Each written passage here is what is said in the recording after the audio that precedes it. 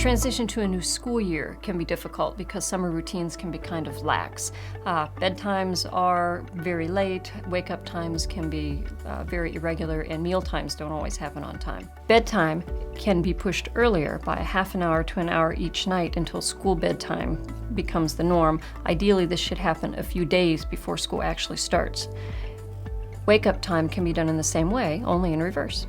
Routines are always easier to lose than to restart.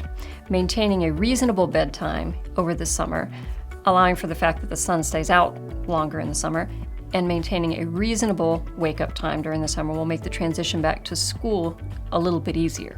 Kids get out of the habit of reading, they get out of the habit of doing homework, and they get in the habit of staying up late and watching YouTube and video games. Transitions can be different for each child in a family depending on the child's personality, not unlike adults. Some children will find no problem going to bed earlier and turning off the screens earlier, and some children and adults will find this more challenging. Encourage reading over the summer. It doesn't matter what they read. Go to the library, get books. This will help them when they go back to school. Limit screen time to less than 2 hours a day. I know this is difficult, but it's better for everybody involved. Spend time outside as much as possible. Enjoy the weather. The exercise will help everybody feel more rested when they come inside and help them to go to sleep a little bit easier. Similarly, if a child needs a physical to return to school or vaccine to return to school, this needs to be done well before school begins. Ideally, July is the best time for school physicals and vaccinations. Anxiety is a very common thing that happens to kids returning to school.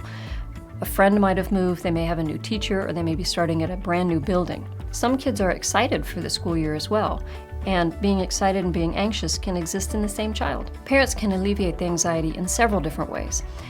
If it's possible, some schools will allow you to take your child to the school early to see the building, to maybe try out their lockers, and sometimes even meet the teachers. Get everything together the night before school starts. Get the backpacks packed and the clothes laid out. This helps prevent morning chaos. Anxiety should be evaluated in several situations. If a child complains of physical complaints, such as stomachache or headache, that aren't obviously attributed to some kind of illness, this should be evaluated by the child's provider.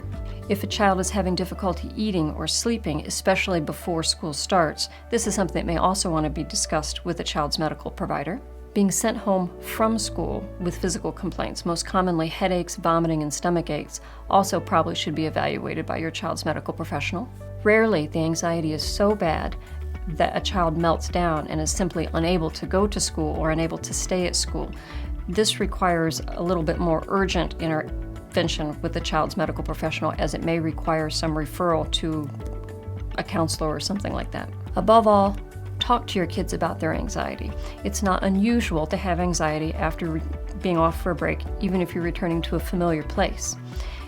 Remember, as a parent, it's not your job to fix your child's anxiety. It's to help your child learn to deal with it.